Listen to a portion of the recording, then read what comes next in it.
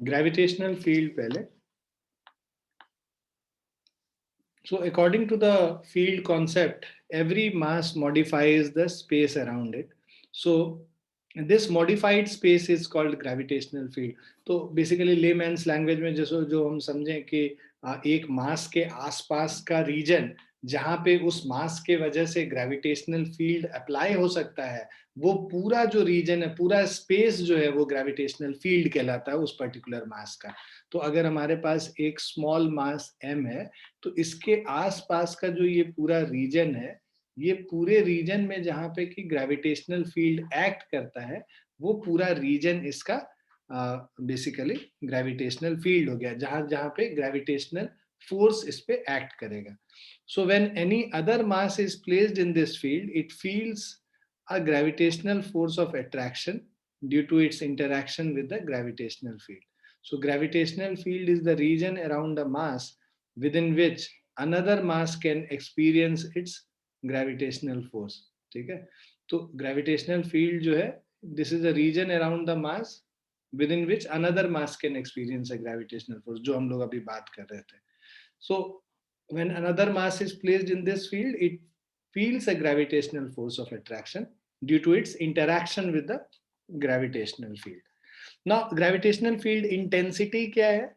इसी को जो ग्रेविटेशनल फील्ड को मेजर करते हैं, वो ग्रेविटेशनल फील्ड इंटेंसिटी कहलाता है, वो फिजिकल जो टर्म है वो. ना the intensity of gravitational field at a point is the force acting पर यूनिट मास. ठीक है. तो जो ग्रेविटेशनल फील्ड के स्ट्रेंथ को कैसे मेजर करेंगे? ग्रेविटेशनल फील्ड इंटेंसिटी से मेजर करेंगे.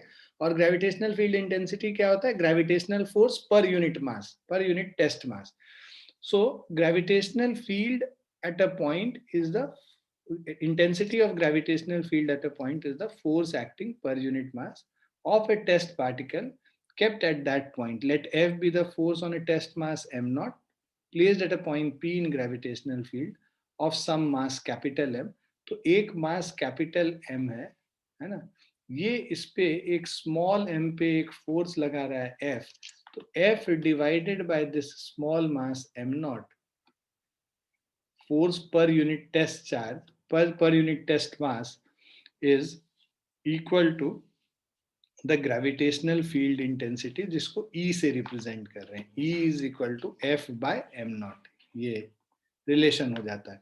The direction of E is same as that of F. तो ये जो ग्रेविटेशनल फील्ड इंटेंसिटी का डायरेक्शन है, फोर्स के डायरेक्शन के अलोंग ही होगा. तो यहाँ पे फोर्स हमेशा अट्रैक्टिव इन नेचर है ग्रेविटेशनल फील्ड में, तो ग्रेविटेशनल फील्ड इंटेंसिटी क्या होगा? वो भी attractive in nature towards that mass m, capital M. The direction will be towards the mass capital M. Now gravitational field intensity is a vector quantity. Force by mass है, force vector quantity है, तो gravitational field intensity भी vector quantity हो जाएगा. Unit of gravitational field strength is, जो gravitational field intensity को हम लोग ग्रेविटेशनल फील्ड स्ट्रेंथ भी कहते हैं, तो इसका यूनिट क्या हो जाएगा? फोर्स बाय मास, मतलब न्यूटन पर केजी इसका यूनिट हो जाएगा. न्यूटन पर केजी, न्यूटन क्या होता है? केजी मीटर पर सेकेंड स्क्वायर. तो न्यूटन पर केजी मीटर पर सेकेंड स्क्वायर के इससे भी दिया जाता है. Dimension is m0l1t-2. तो जो एक्सेलरेशन का डायमेंशन होता है, वही इसका भी डायमेंशन होता है. Now gravitational field due two point mass m.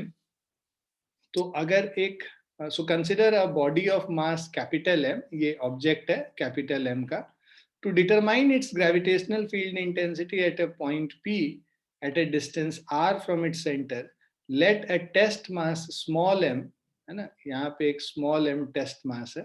So let a test mass small m be placed at a point capital P. Right, it is placed at this point. Now let F be the force of gravitation experienced by test mass small m. Right, the gravitational field intensity at point P will be, ये जो gravitational field intensity E को हम लोग क्या लिखते हैं? F upon m लिखते हैं. Right. So the direction of E is same as this. तो फोर्स क्या होता है? GMM बाय r स्क्वायर होता है. इसको मास से डिवाइड कर देंगे तो GM बाय r स्क्वायर हो गया. At r is equal to infinity, देखो ये इन्फिनिटी हो जाएगा तो ई क्या हो जाएगा, जीरो हो जाएगा, तो ग्रेविटेशनल फील्ड इंटेंसिटी वहां पे क्या हो जाएगा, जीरो हो जाएगा. सो eight r is equal to infinity, e is equal to zero, thus gravitational field intensity decreases at distance r as distance r increases and becomes zero at infinity. Now if the test mass m is free to move, it will move towards the mass capital M with acceleration a under the force F. ठीक है. So a acceleration a is equal to F upon m. From equation 2 and equation 3 we get a is equal to e. ठीक है. Acceleration a is equal to e. So thus the intensity of gravitational field at any point is equal to the free acceleration produced in the test mass when placed at that point. ठीक है.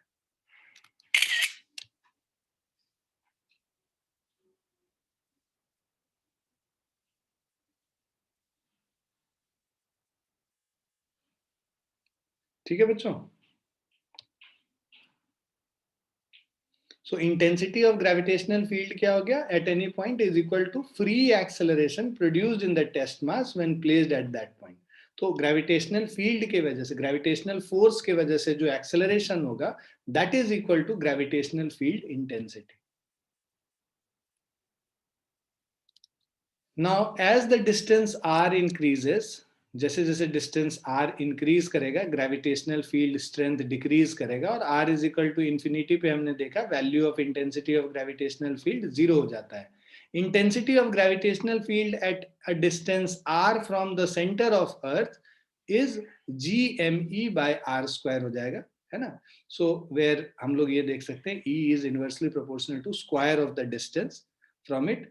तो उसका अगर हम लोग graph बनाएंगे, जैसे जैसे r इंक्रीज करेगा e का वैल्यू डिक्रीज करता जाएगा, और जब r जीरो होगा तो e का वैल्यू इनफाइनाइट हो जाता है.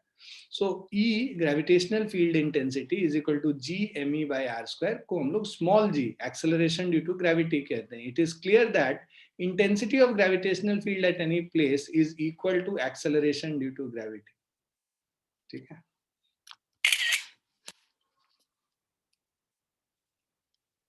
अब ये हमारा एग्जाम्पल है. ये कह रहा है 2 point masses each of mass m are placed at the corners of an equilateral triangle of side A. तो हमारे पास 2 point masses है. मान लो एक इक्विलैटरल ट्रायंगल पहले बना लो. ठीक है. सो एक पॉइंट ए है, ये पॉइंट बी है, और ये पॉइंट सी है.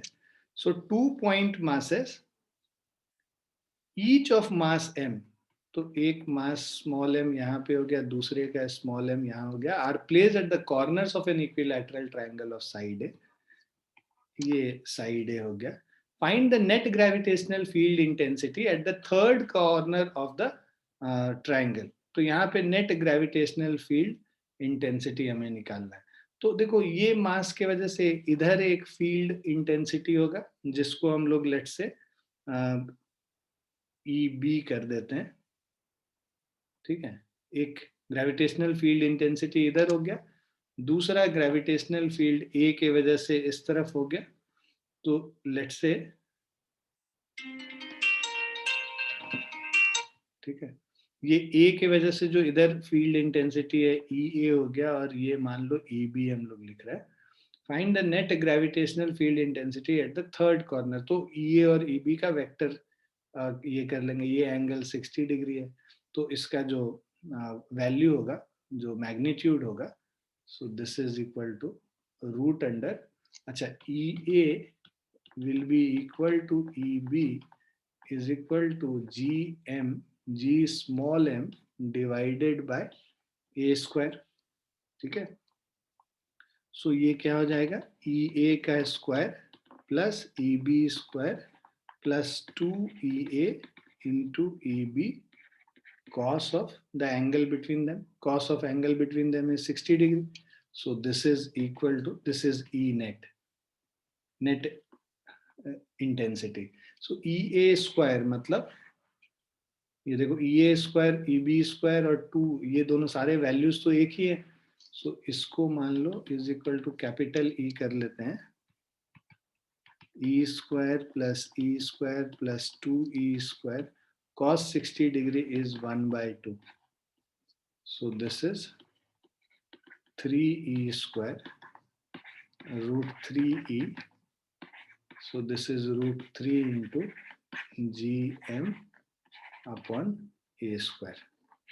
So root 3 gm upon a square हो जाएगा.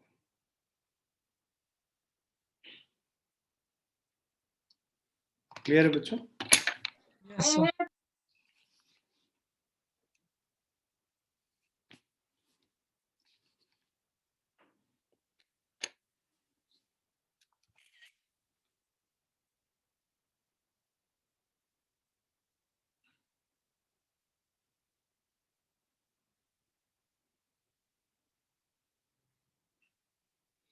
लिख लिया सभी ने? Yes, sir.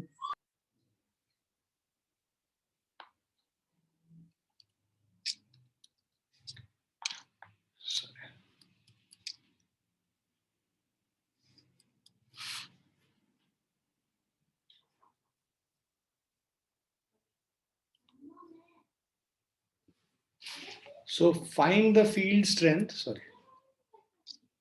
So find the field strength at a point along the axis of a thin rod of length L and mass capital M at a distance d from one end. तो हम लोगों को field strength निकालना है at a point along the axis of a thin rod. तो इस point पे निकालना है field strength of length L. इसका टोटल लेंथ L है और टोटल मास M है at a distance d from one end. तो पहले तो मास पर यूनिट लेंथ, इसका जो dm dx जो पोर्शन है, so mass of small element dm is equal to mass per unit length into length dx will give you dm. ठीक है. सो अब इस मास के वजह से इस पॉइंट पे जो ग्रेविटेशनल फील्ड स्ट्रेंथ होगा या ग्रेविटेशनल फील्ड इंटेंसिटी होगा, सो field strength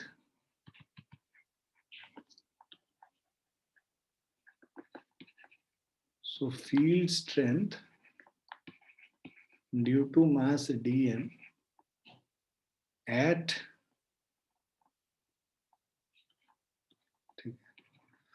field strength due to mass dm at let's say at a distance x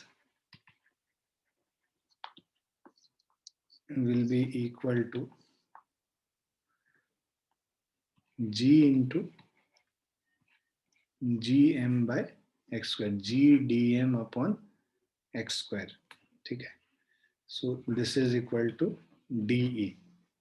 So de is equal to g. dm मतलब m by l into dx upon x square.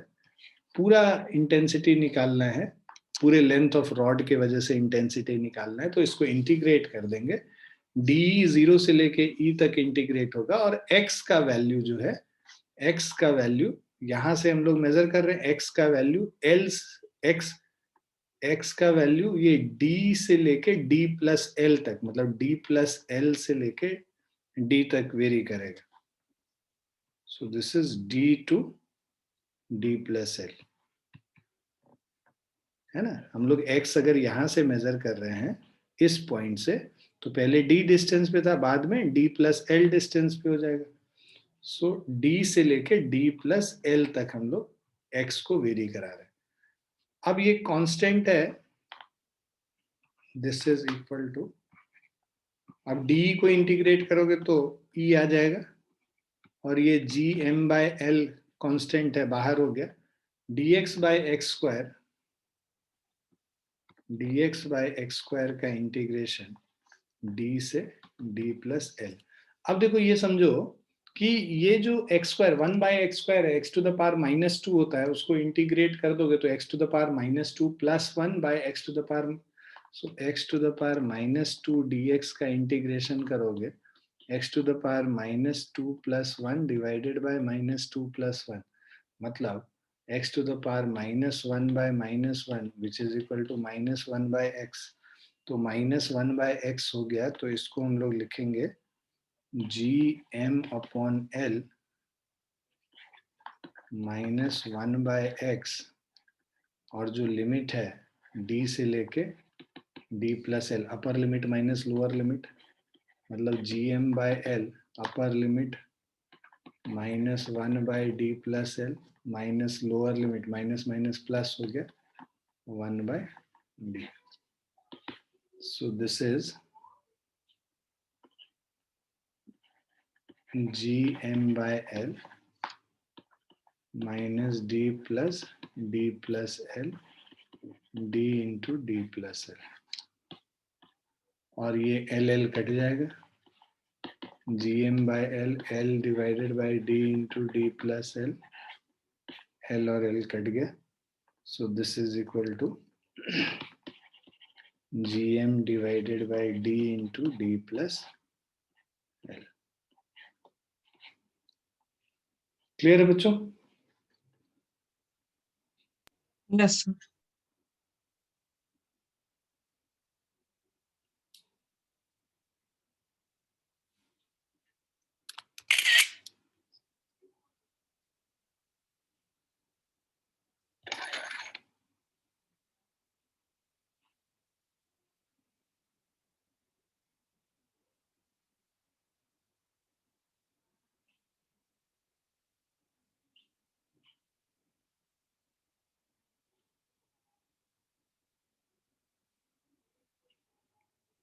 लिख लिया बच्चों? Yes, sir.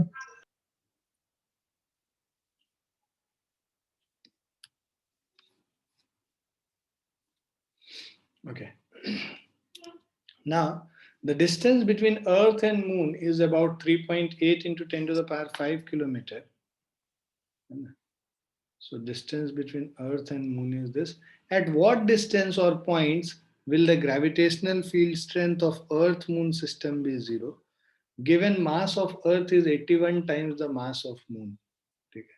अब देखो distance between Earth and Moon, ये दे रखा है distance.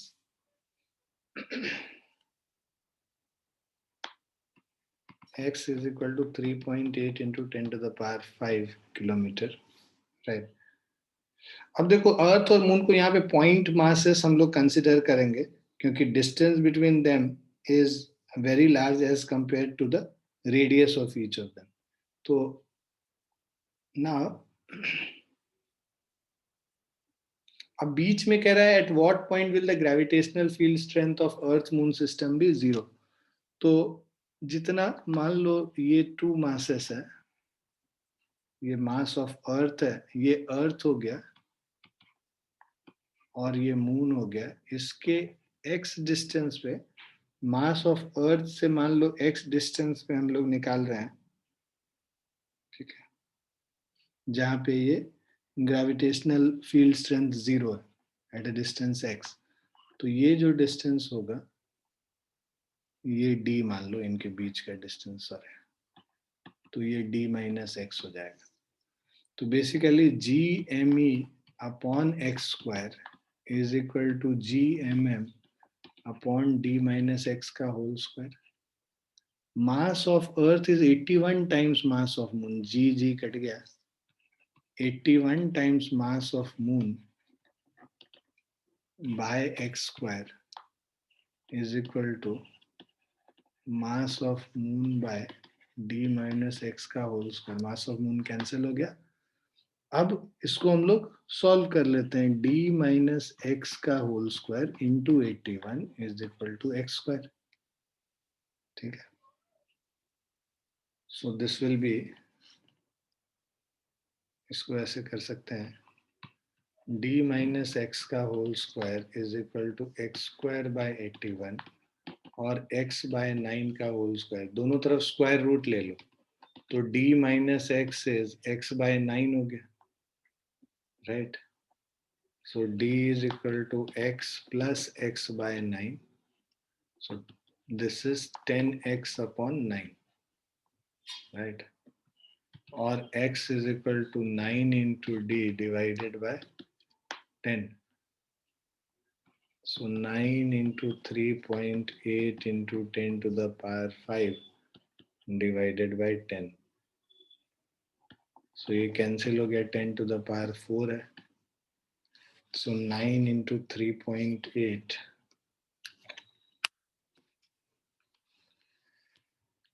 into 3.8, 34.2. So this is 3.42 into 10 to the power 5.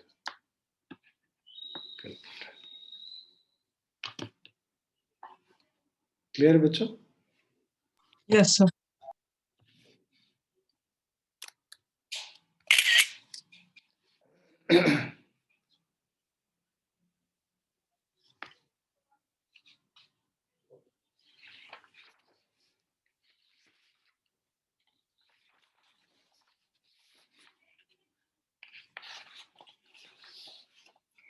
लिख लिया आप लोगों ने? Yes.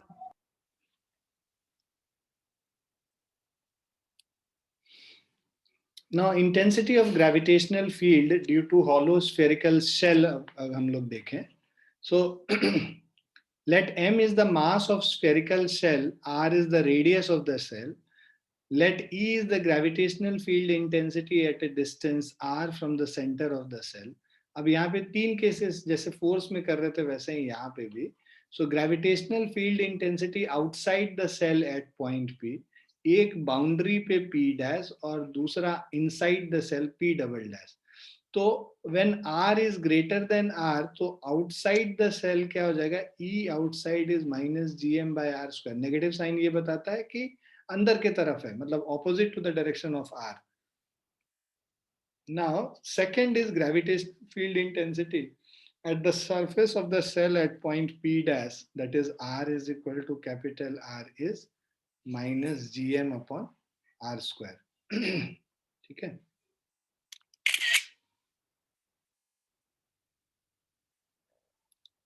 Now gravitational field intensity inside the shell at point P dash, P double dash, sorry, r less than small r. So inside the shell it will be 0, right? Now variation of gravitational field intensity with distance from the center of the cell. Centre of the cell से देखोगे तो radius of the cell तक तो ये 0 होगा.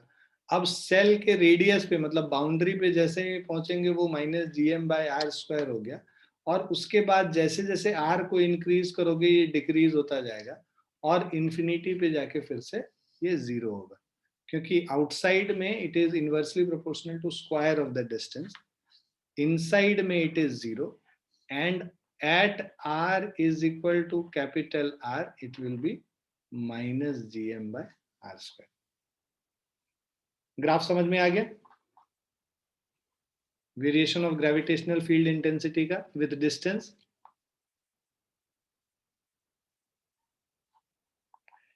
Now intensity of gravitational field due to solid sphere, वो जो कर रहे थे अभी हॉलो स्फीयर के लिए कर रहे थे, अब सॉलिड स्फीयर के लिए. Mass of solid sphere capital M है, रेडियस इसका कैपिटल आर है. E gravitational field intensity at a distance R from the centre of the sphere अगर हम लोग को निकालना है. So gravitational field intensity outside the sphere, sphere के बाहर अगर हम लोग लेंगे तो वो पॉइंट मास की तरह ही काम करेगा और E out is minus GM by R square हो जाएगा. Gravitational field intensity at the surface of the sphere, अब वहां पे स्मॉल आर के जगह यहाँ कैपिटल आर कर देंगे, ई सरफेस पे minus GM by capital R square. Now gravitational field intensity inside the surface, तो यहाँ पे डेंसिटी करके और उसके बाद करते हैं तो ये तुम्हारा ई इनसाइड यहाँ पे minus G M R by R cube होता है. ठीक है, तो basically mass per unit volume हम लोग निकाल लेते हैं, जो अंदर वाला पोर्शन है उसी के वजह से लगेगा. मान लो ये पूरा स्फीयर है, उसके इसी पोर्शन में जो मास है उसके वजह से ही इस पे ग्रेविटेशनल फील्ड इंटेंसिटी लगेगा, बाहर वाले की वजह से नहीं लगेगा. तो अगर हम लोग इसका जो इसके अंदर जो मास है अगर उसको कंसिडर करें, सो ये small m is equal to mass per unit volume m by 4/3 pi capital R cube into 4/3 pi small r cube, 4/3 pi तो कैंसिल हो गया, small m is equal to capital M into r³ by capital R³। ठीक, सो ये हो गया हम लोगों का small r³ by capital R³। अब इसके वजह से, ये तो मास है, इसके वजह से जो gravitational field intensity Gm upon r² होगा, तो स्मॉल m का वैल्यू इसमें पुट कर दो, capital Gm by r³ into small r³ by r², तो ये करोगे तो एक r बचेगा, तो this is equal to Gm by r³ into r। तो ये यहाँ पे वही सेम चीज दिखा रहा है। क्लियर बच्चों? नेगेटिव साइन का माइनस Gm बाय r² उसके डायरेक्शन के लिए कर लो। Is this clear? yes sir, तो एट सेंटर ऑफ स्फीयर जब r इज इक्वल टू 0 हो जाएगा तो ग्रेविटेशनल फील्ड इंटेंसिटी क्या हो जाएगा? 0 हो जाएगा। सो अब अगर हम सेंटर ऑफ स्फीयर पे देखें 0 होगा, जैसे जैसे r को बढ़ाओगे, यहाँ पे लीनियर रिलेशन है, देखो ये क्या है, माइनस Gm बाय r³, ये सब कांस्टेंट है, ये नहीं वेरी कर रहा है, वेरी क्या कर रहा है, स्मॉल r वेरी कर रहा है। जैसे जैसे डिस्टेंस बढ़ेगा ये जो है बढ़, ये है ना, ये इंक्रीज करेगा, सो नेगेटिव डायरेक्शन में, so magnitude will increase basically.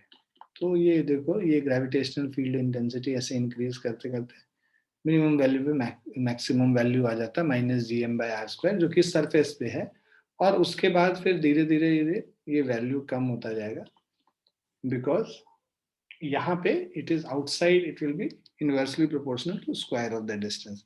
Now gravitational field intensity due to a point mass capital M at a distance r is also given by minus Gm by r²।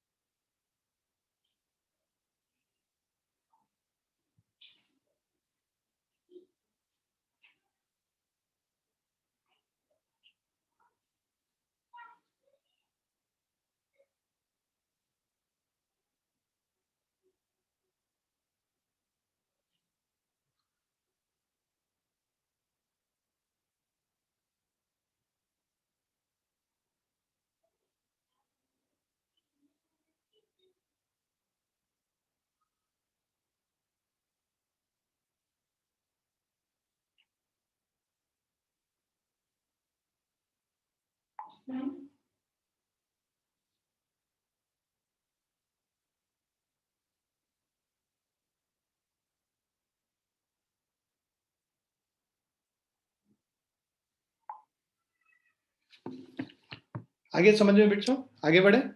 yes sir,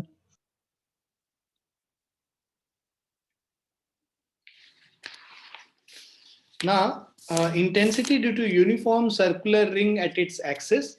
तो अगर हमारे पास ये capital है, mass of the ring, यहाँ पे capital M है, let us suppose, so M is the mass of the ring, A is the radius of the ring, ठीक है, इसका जो रेडियस है वो स्मॉल a है, R is the distance of point P on the axis of ring। So axis पे, मतलब मान लो ये अगर रिंग है तो उसके एक्सिस पे जो ये पॉइंट P है, एक्सिस पे इसका डिस्टेंस R है एक्सिस पे। So distance of a point P on the axis of the ring, E is the intensity of gravitational field at P।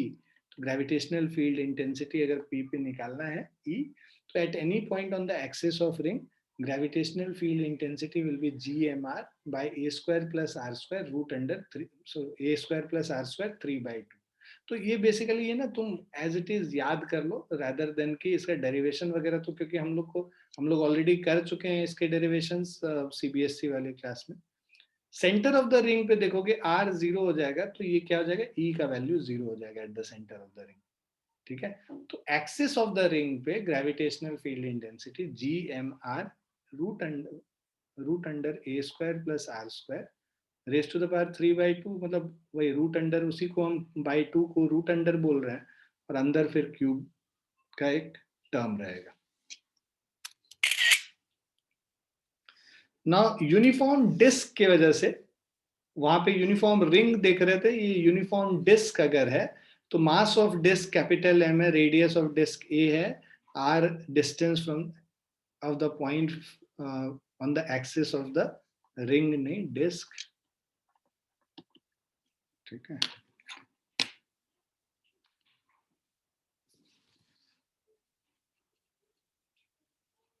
सो ये डिस्क है, तो अब intensity of gravitational field at P निकालना होगा, तो this will be 2gm by A square 1 minus cos theta. ये हमारा gravitational field intensity on the axis of the disc हो जाता है। At the centre of the disc, centre of the disc कर देंगे, ठीक है, सेंटर ऑफ द डिस्क में थीटा 90 डिग्री हो जाएगा, ठीक है। और एक मिनट, गड़बड़ तो नहीं है, एक सेकेंड होल्ड करना है। डिस्क के वजह से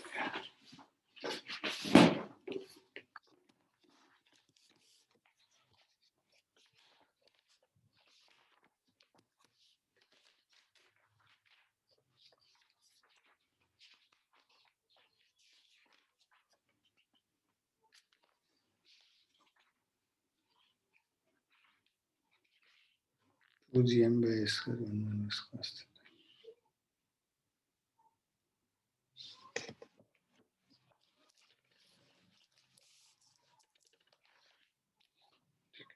ये जीरो नहीं होगा, ये गलत दिया हुआ है ना, रिंग के वजह से यहाँ पे जीरो नहीं होता है, ठीक।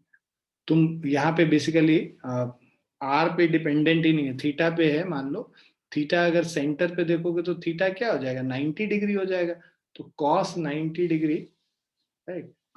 एट द सेंटर जैसे जैसे पास जाओगे थीटा इंक्रीज करता जाएगा, और जब ये यहाँ सेंटर पे पहुंच जाएगा तो थीटा 90 डिग्री हो जाएगा, कॉस 90 जीरो होता है, तो 2gm बाई ए स्क्वायर हो जाएगा, ये simply A is equal to 2gm upon A square. Clear बच्चों?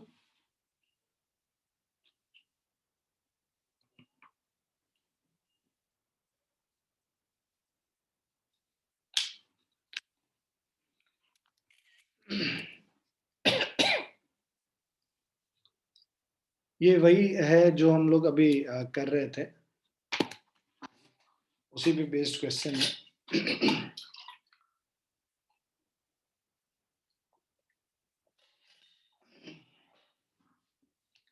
तो एग्जाम्पल 18 अगर देखेंगे, so two concentric cells of masses m1 and m2 are situated as shown in the figure। तो ये cells हैं m1 और m2 as shown। Now find the force on the particle of mass small m when the particle is located at r is equal to a, मतलब कहीं बाहर है, r is equal to a, फिर r is equal to b, मतलब पहले वाले के अंदर और दूसरे वाले के बाहर, और तीसरा r is equal to c, मतलब दोनों सेल के अंदर। So the distance r measured from the centre of the cell, ये हम लोग को दे रखा है। तो अब देखो यहाँ पे जब r is equal to a होगा, मतलब outside both the cells, so first case when r is equal to a, the point is external,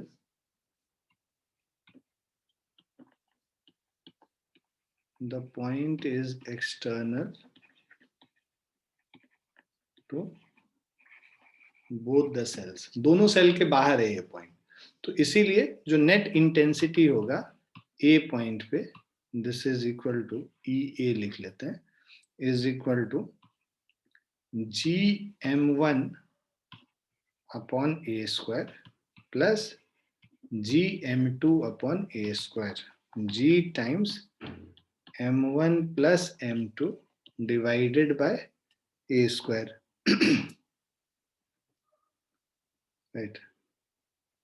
अब हमें निकालना था फाइंड द फोर्स। अच्छा, अब force at A will be equal to small m into field intensity, so g into small m into capital m1 plus m2 divided by A square.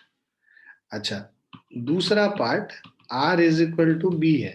r is equal to B पे because m1 के अंदर है, m1 की वजह से यहाँ पे कोई भी फील्ड इंटेंसिटी नहीं होगा. At r is equal to B the point is interior to the point is internal to cell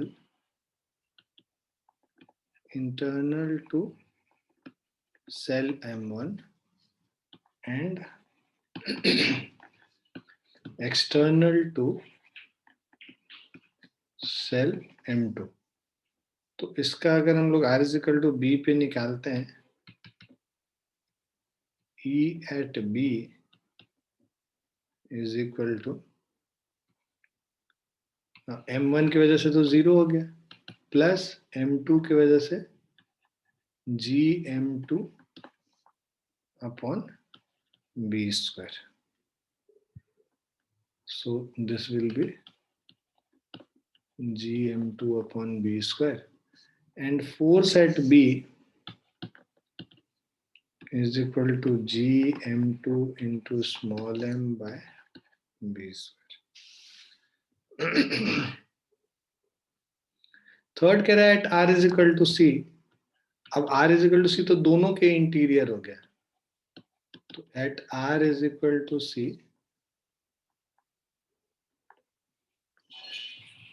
the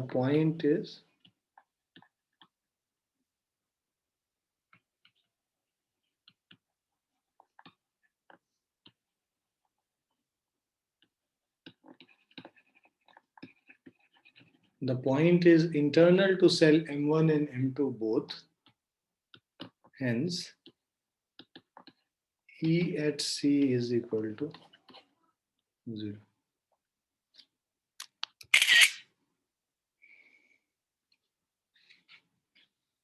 clear बच्चों? एक सेकेंड, Yes, sir. एक सेकेंड इसको लिखो, just give me a minute, 2 minute का break.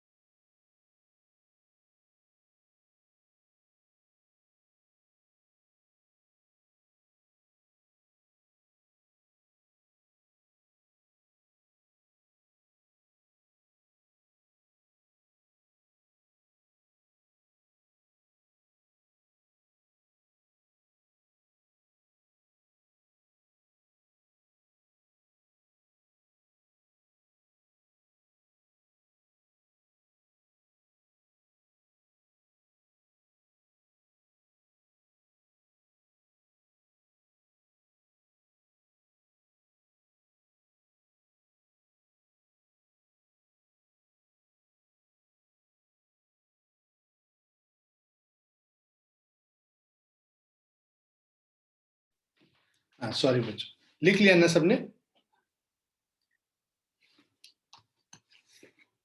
Yes, sir.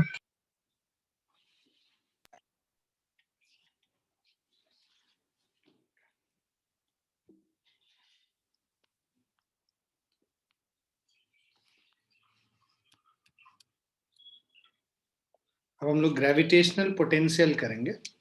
So gravitational intensity हम लोगों ने कर लिया, और ग्रेविटेशनल इंटेंसिटी के बाद हम लोग ग्रेविटेशनल पोटेंशियल करेंगे।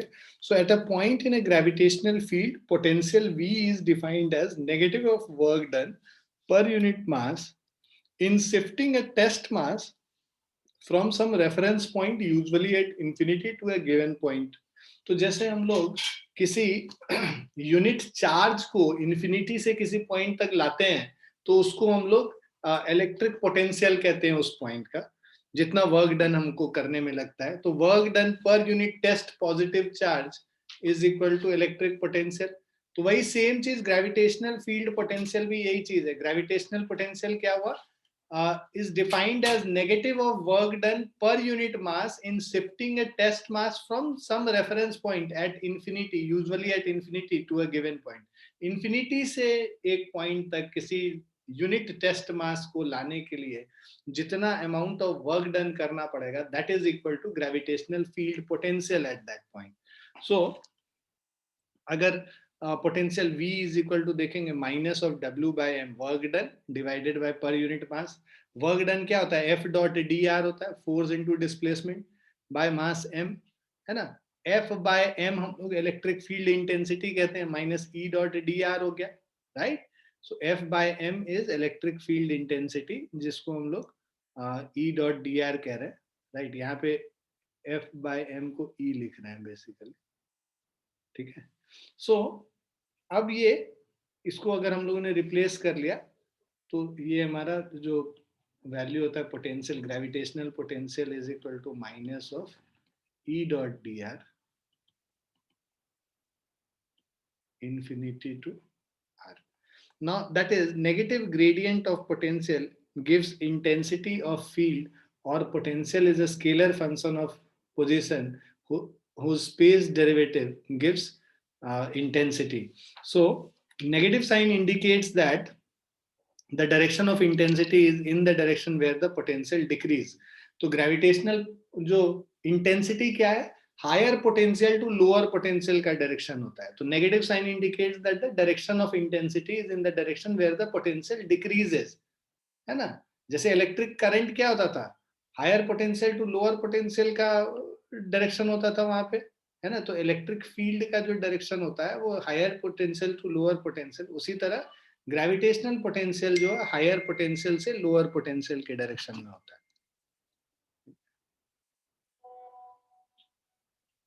Now, so negative sign indicates that the direction of intensity is in the direction where the potential decreases। It is a scalar quantity because it is defined as work done per unit mass। Unit is basically joule per kg, ठीक है। So unit is joule per kg और metre square पर second square यहाँ पे। सो तो जैसे E का metre पर सेकेंड स्क्वायर है, एक और मीटर मतलब एक और डिस्टेंस से मल्टीप्लाई हो रहा है, इसीलिए। Now dimension is m0 l square t minus 2, ठीक है। ये वैल्यूज होगा।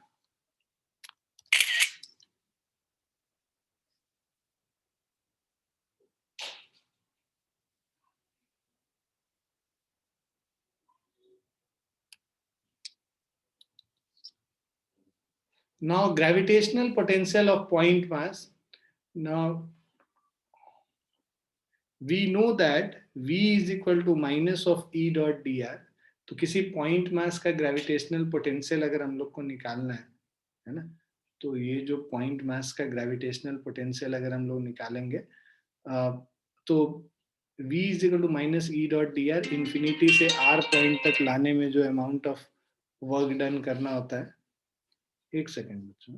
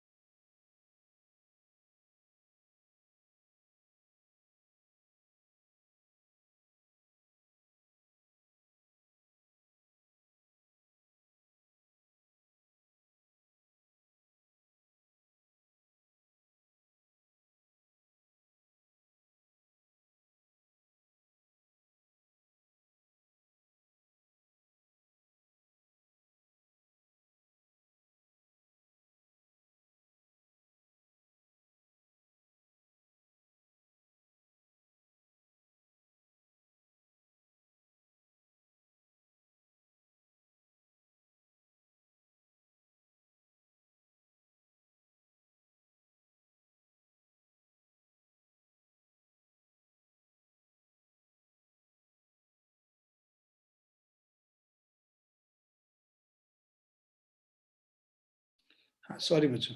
सो अब ये जो पॉइंट मास को हम लोग इंफिनिटी से किसी पॉइंट आर तक लेते हैं, तो E is the gravitational field intensity due to a point mass capital M at a distance R from it, है ना। ना जो ये जो ई है, अगर ग्रेविटेशनल फील्ड इंटेंसिटी इसके वजह से कैपिटल एम की वजह से इस पॉइंट पे देखेंगे तो that is minus G M by R square. और v को जो हम लोग कह रहे हैं minus G M by R square, तो minus E dot D R है ना, तो नेगेटिव साइन ई के जगह minus G M by R square D R कर देते हैं, माइनस माइनस प्लस हो गया। तो अब इसको इन्फिनिटी टू आर इसको सॉल्व करोगे तो v का value minus G M by R हो जाएगा।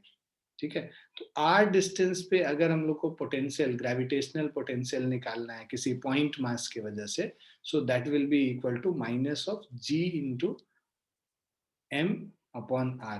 So this distance is r and this is smaller. Clear है बच्चों?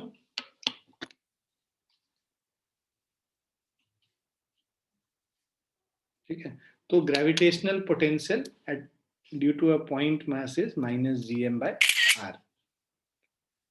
Now gravitational potential due to hollow sphere, है ना।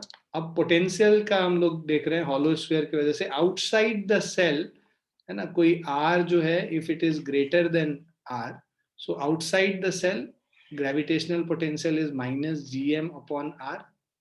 ठीक है, और at the surface of the shell it will be minus gm divided by capital R, और inside the shell if a point P lies inside, तो इसके inside पे भी उतना ही पोटेंशियल होगा जितना सरफेस पे होगा। सो potential inside is equal to potential at the surface, that is equal to minus gm upon r. तो ये at any point inside the cell gravitational potential is constant and is equal to potential at the surface. तो देखो ये जो value है,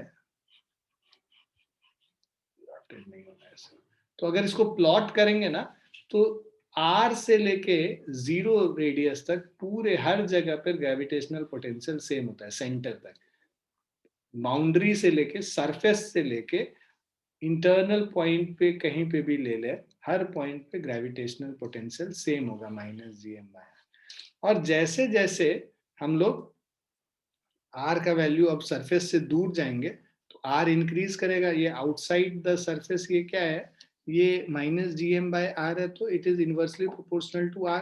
तो R increase करोगे तो ये क्या होगा, डिक्रीज करेगा जो इसका मैग्नीट्यूड है, और फाइनली जीरो हो जाएगा। क्लियर है बच्चों? ग्राफ क्लियर है?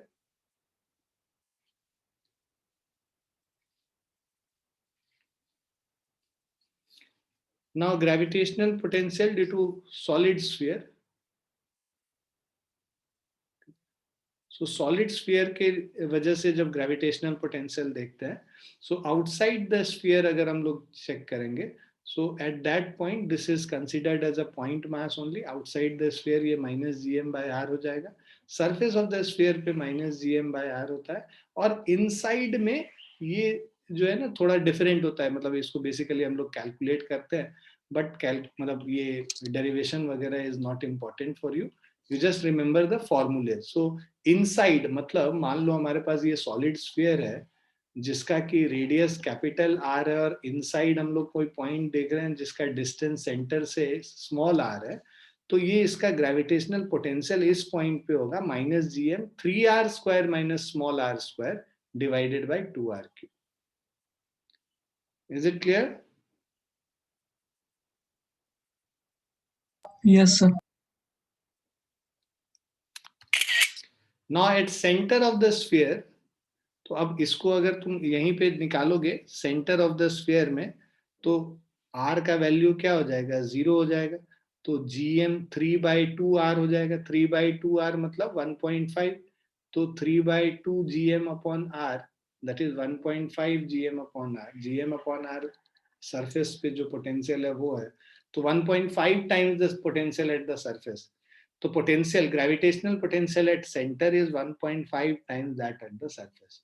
इसका अगर अब हम लोग प्लॉट बनाए करेंगे, है ना, पोटेंशियल जैसे जैसे आर इंफिनिटी में पोटेंशियल जीरो है, जैसे जैसे आर का वैल्यू हम लोग कम करते जाएंगे, ये वी का पोटेंशियल का वैल्यू बढ़ता जाएगा और फाइनली -3/2 GM अपॉन आर पे आके कांस्टेंट हो जाता है at R is equal to 0।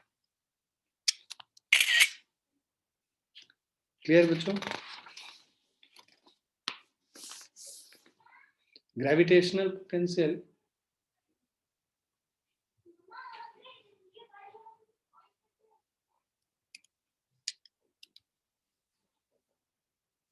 ना potential due to a uniform ring हम लोग देख रहे हैं, ठीक है।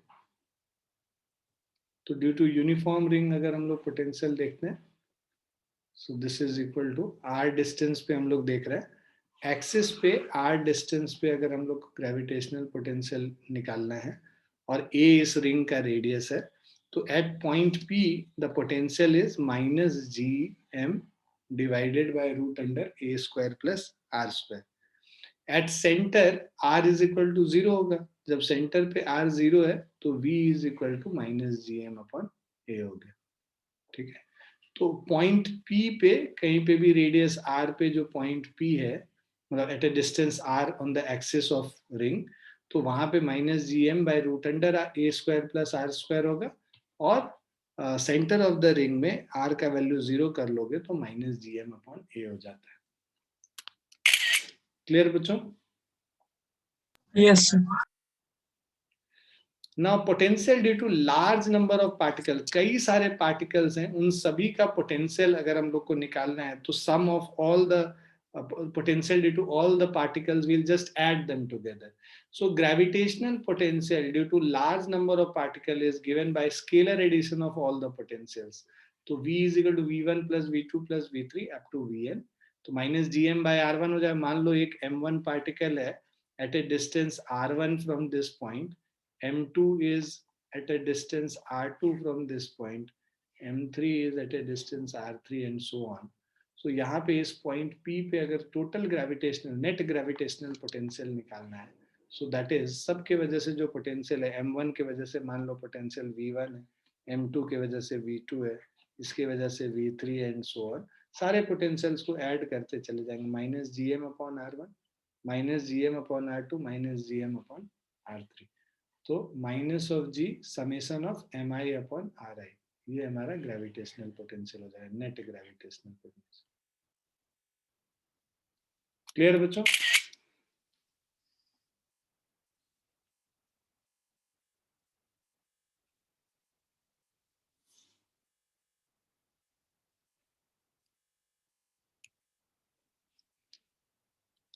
Now relation between gravitational potential and intensity, ठीक है।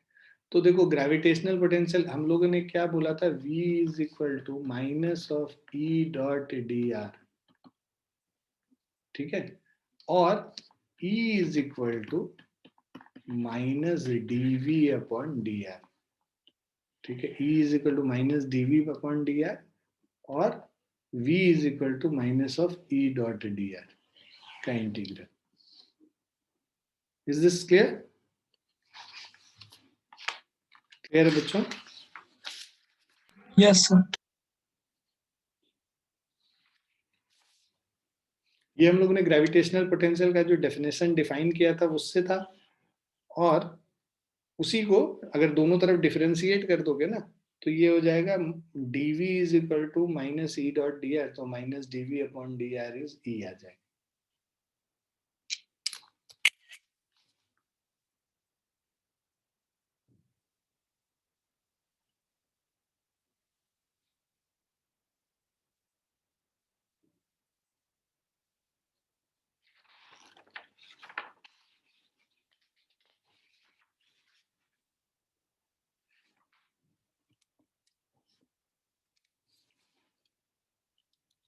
Now, 19th problem. At a point above the surface of Earth, the gravitational potential is -5.12 into 10 to the power 7. So, gravitational potential अगर हम लोग देखें is equal to -GM upon R. Above the surface of Earth बोल रहा है, इसीलिए -GM upon R is equal to -5.12 into 10 to the power 7. and the acceleration due to gravity, ये negative negative cut जाएगा. So this is gm upon r, 5.12 into 10 to the power 7 हो गया, right? Now acceleration due to gravity. Now, and the acceleration due to gravity is 6.4 meter per second square. Small g is 6.4 meter per second square. Assuming the mean radius of the earth to be 6,400 kilometer, calculate the height of this point above the surface of earth. So, अब देखो small g का ये value दे रखा है, तो this is what gm upon r square is 6.4 meter per second square. ये second equation है, first equation है. Dividing 1 by 2, इसको divide कर दो, तो हमारा हो जाएगा gm upon r divided by gm upon r square is equal to 5.12 into 10 to the power 7 by 6.4. ठीक है. So gm कट गया, r ये एक सिंगल r बचा, r ऊपर चला जाएगा, r is equal to 5.12 into 10 to the power 7 divided by 6.4. This is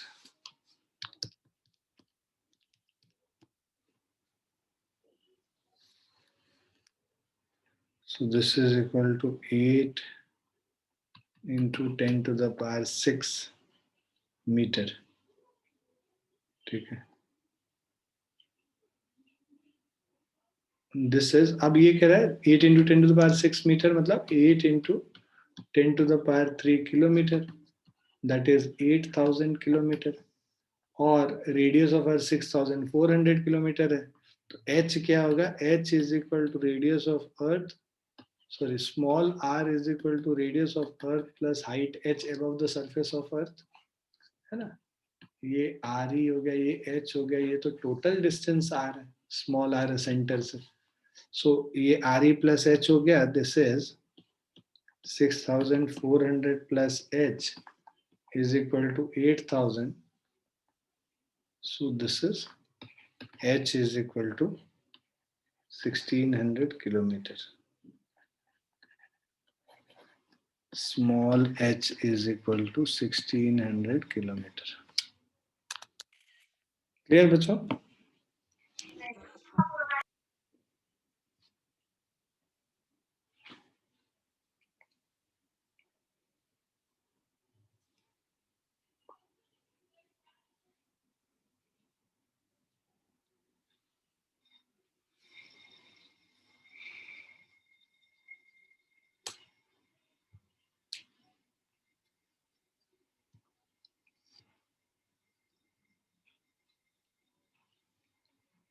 लिख लिया आप लोगों ने?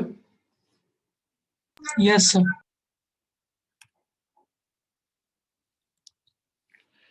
Now, example 20th, find the gravitational potential at a point where the gravitational field intensity is 0 due to two particles of masses m1 is equal to 1 kg and m2 is equal to 4 kg separated through a distance L is equal to 3 meter. हम लोग को दो particle है, मास m1 is equal to 1 kg है, दूसरे वाले का मास m2 is equal to 4 kg है, separated through a distance L is equal to 3 meter.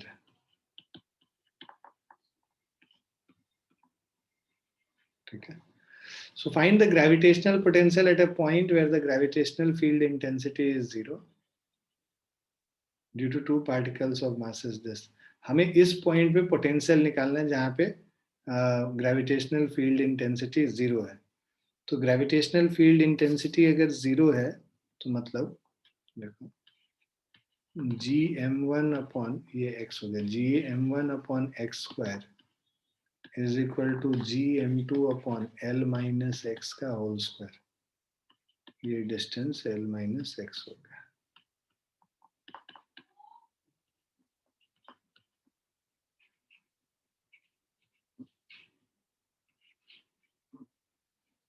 So ji sorry, ये g और g कैंसिल हो गया. So this is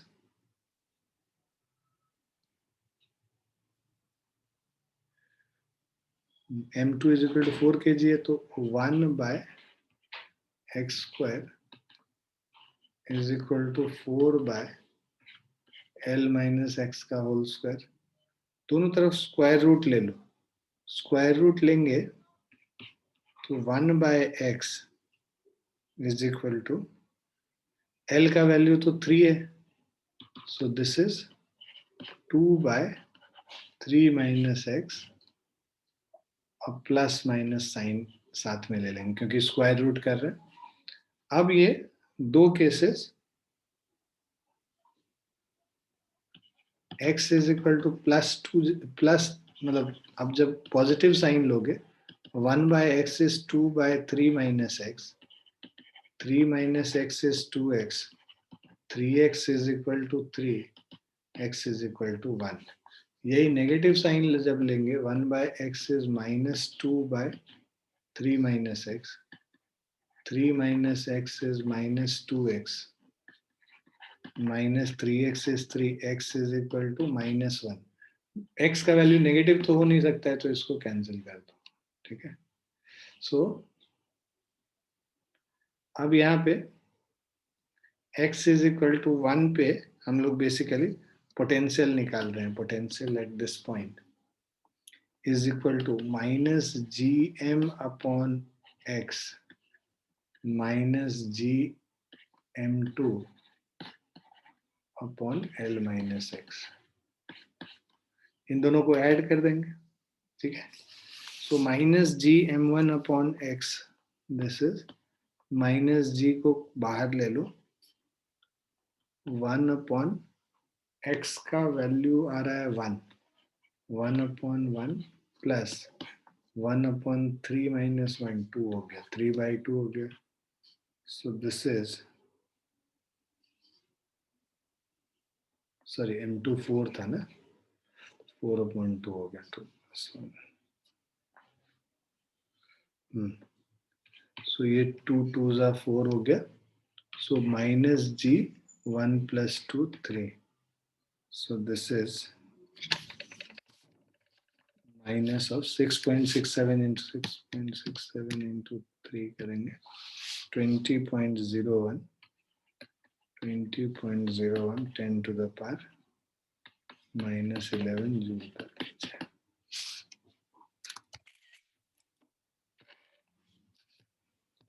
क्लियर बच्चों?